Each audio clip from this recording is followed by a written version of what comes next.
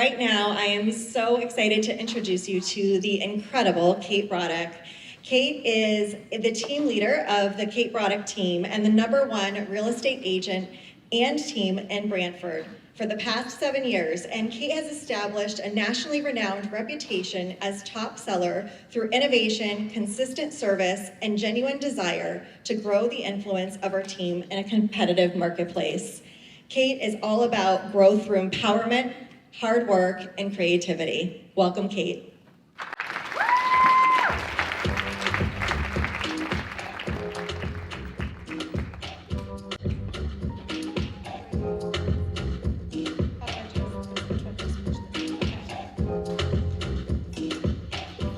Hello, I think I'm on. Yeah, I'm definitely on. Sorry guys, there's 2 mics attached to me here today. So hello, I am Kate Broddick, team leader of the Kate Broddick team with Rebel Realty. I have 2 team offices, one in Brantford and one in Norfolk. Today, you can always tell where your team is at the table, right? Today, I want to say how humbled and blessed I am to be a part of the Kathleen Black coaching and consulting community. And even more so, I'm honored to be here to talk to you today about something that I am incredibly passionate about. However, it's something that I very rarely share with anyone outside of my team. Real estate coaching is something that can catapult your career, especially in a market like this, by providing you with proven systems that you can immediately implement into your business. However, that's not what I'm here to talk to you about today, although I could. I'm here to talk to you about the inner work that comes from coaching, or that I have personally received through coaching. I like to call that like the dirty stuff, right? The nitty-gritty inner parts of you, the things that people find that are hard to face. However, in my mind, this is what I believe is going to take you from good to great in this market and moving into 2024. So unfortunately, if the anticipation of this chat today was for me to give you a direct pathway to success, that is not what I'm here for. And to be fair, there is no direct pathway to success. Success is incredibly individualized, paired with an outpour of intentional effort, accuracy, and consistency in your business practices every day. Now, my favorite part is adding that dose of passion. We know that that can't be taught. That has to come from within. And now you have to add a layer of perseverance and determination, and that will be your direct pathway to success. But none of that is relevant if you don't have the inner work. And so for the next 18 minutes and 24 seconds, I'm going to ask all of you to be incredibly vulnerable with me. A little fast fact about me, I'm actually an introvert. This is my worst nightmare. I've actually had anxiety for about 24 hours, and my oldest son, Jack, just said, "Mommy, don't worry about it. Just picture everyone in Minion costumes." So if I break out laughing every once in a while, that's because that's what I'm doing. So even though social media may portray me to be an extrovert, I actually thrive in very small, intimate settings. I'm empowered by people like my team because they know me, right? So I can be vulnerable. This can often cause me a sense of overwhelm. And that's because, of course, when you get up in front of a large group of people, there's the fear of rejection, criticism, and judgment. And both of those things are parts of ego, right?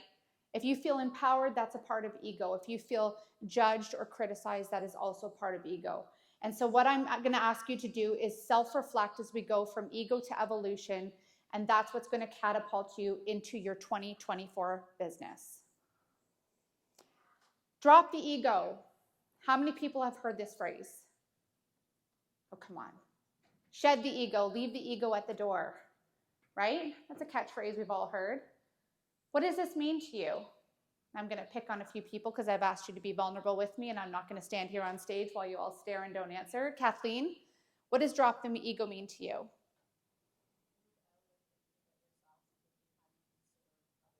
So being servant leader. Who else? Rebel, don't make me pick on you. Dean Cervelli, what does drop the ego mean to you? Good, perfect. Oh, yeah, we're waiting. Yeah, to listen more, right?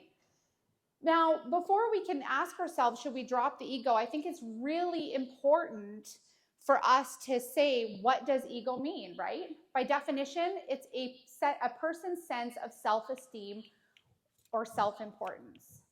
A person's sense of self-esteem or self-importance. How many people here think that that's negative? Raise your hands. Is that a negative meaning of ego? How many people think that this could potentially actually be useful in your business, right? Yeah, of course it can be.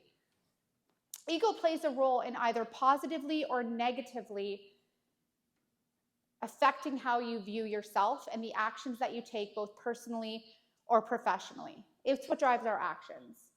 So when ego is used appropriately, it can be the driving force to cultivate your success. I'm walking proof of this. My sense of self was very high when I started in this business. It wasn't an egotistical thing as in I thought I was better than everyone, but I knew my worth. And so perhaps instead of asking ourselves, should we drop the ego, maybe we should be asking ourselves, should we be evolving it, right? An evolved ego is what's going to take us from good to great in our real estate business. So this is the nitty-gritty part that is always hard to talk about, and that's my own journey with ego.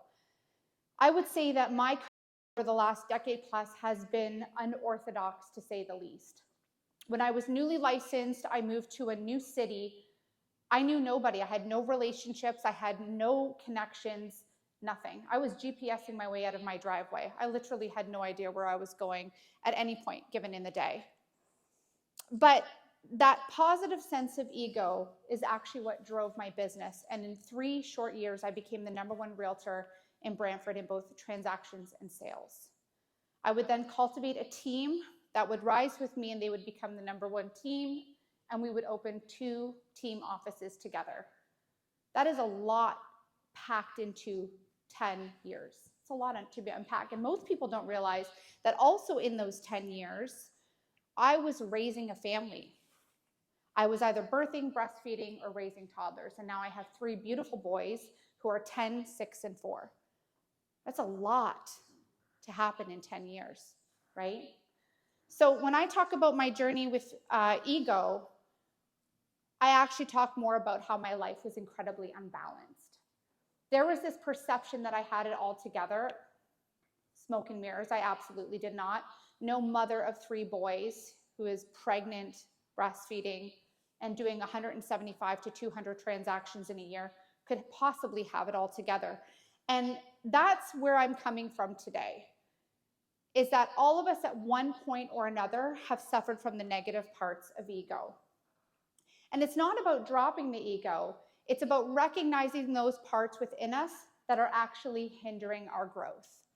I'm incredibly proud of my business and I'm proud of my success, but what I'm more proud of is the growth mindset that I have actually achieved over the last couple of years. I'm looking at this slide, and don't mind me at all, but this actually makes me cringe. And not because it's something that I'm embarrassed by, but because I wish I could shake my past self and say, why did you hold on to this, right? How many people in here are team leaders or brokerage owners, right? I find this most in team leaders, and I will sit here with humility and say that all of these things were me at one point or another. And these were the biggest things that hindered my growth, and I at the time thought that they were the things that kept me successful. That was so wrong. A constant addiction for approval and praise from others. My team will tell you, Nicole's been on my team for 8 years. I don't need praise, but inside I wanted that praise, right? I wanted that validation. Basing our self-worth on the approvals of others or our success, right? That's a part of ego. We want that validation. This is a big one for me, and I still battle this to this day. I'm on my DISC profile, a high D and a high C. Internal perfectionism. That's a hard one because nobody's perfect, right? Rigid and inflexible thought process, the need to be right. How many in here battle that? Any type A personalities? Thank you for being honest. Yep. That need to be right. Not because we feel that nobody else can be, but because we just feel that we can do it best, right? But that's not true. Judgment of others or the internal misconception of self-righteousness. This is an ego check right here. And the last one, which was the biggest one that I had to battle, and that was the incessant need to be the best, right? 3 years in the business, I became the #1 realtor. You don't get much more ego-driven than that when every year you fight to keep that. So as I walk you through this ego to evolution, I want you to ask yourself and be very self-reflective. It's okay to be proud of your achievements. It's okay to validate yourself. It's okay to have a great sense of worth. All of those things are okay. They're what catapult you to your successes, right? Everybody needs to have that sense of self. That's how we become successful. That's how we have confidence. That's how we give confidence in others. However, about 4 years ago, after I had my youngest son, I suffered from burnout. And it was real. I mean, you got to remember at the time I had a 3.5-year-old, a 1-year-old, and a newborn. I was still transacting over 200 deals in a year. Please tell me how that's possible. I used to boast about being on the C-section table while closing out a deal, and that's actually a true story, but I promise you there's no reward in that. I look at the things that I could have changed and done differently, and I want everybody to do them now. Because in a market that has the climate that we're currently in, none of those things will serve you. So I adapted a mindset that switched very quickly to this. Letting go of the false power of validation.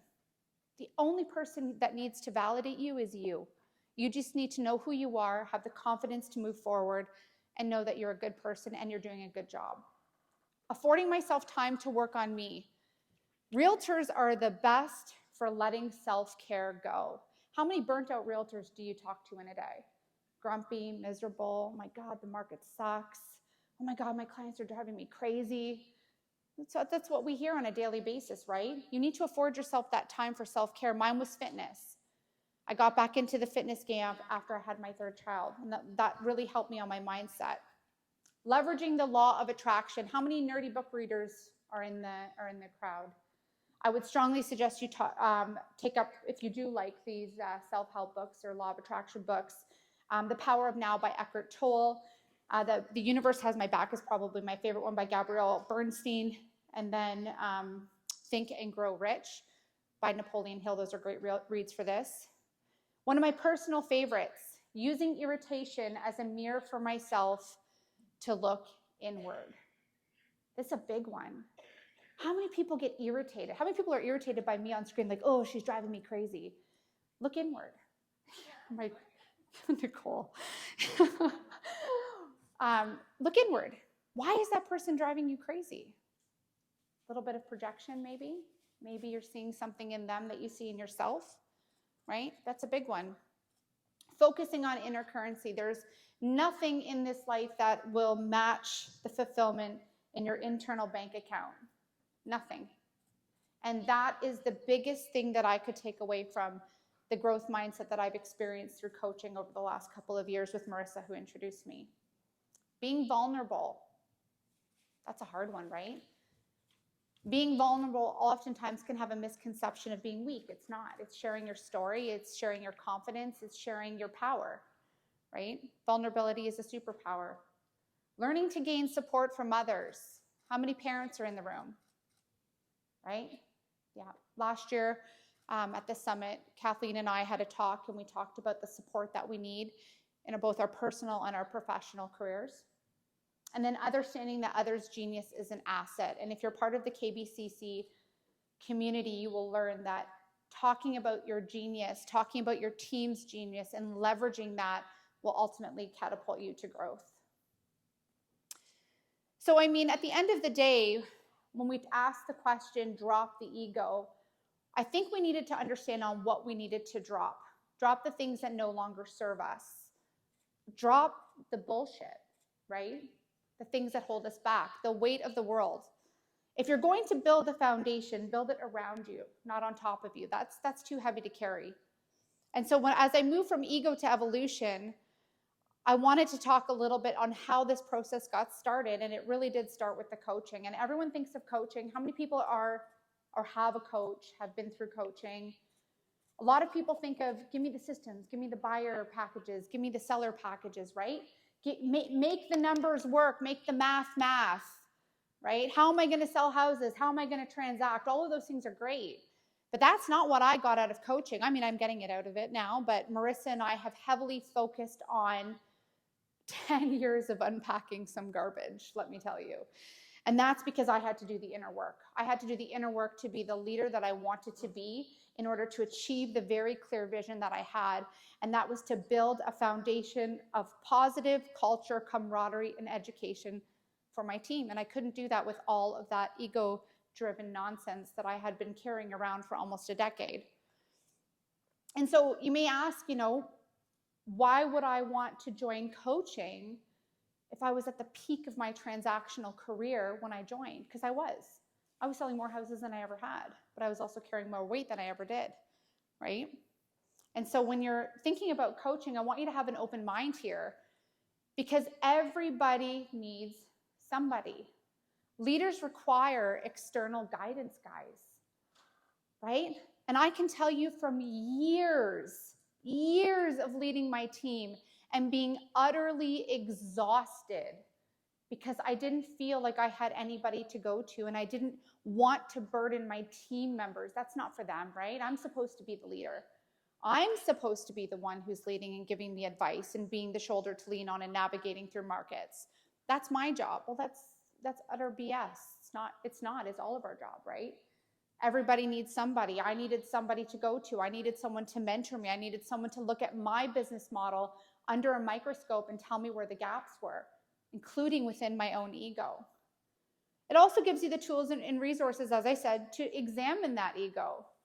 Marissa provided me with tools that I didn't even know existed. We did some quantum time release, and all I know is that I was in a chair hysterically crying by the end of it, releasing all of my limiting beliefs.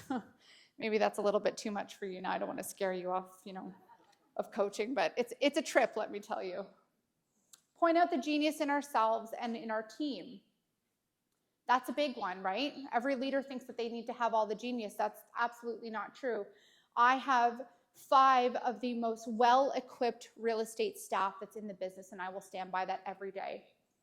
They are so efficient at what they do. I've got agents who've been with me for almost the entirety of my career who do things better than me.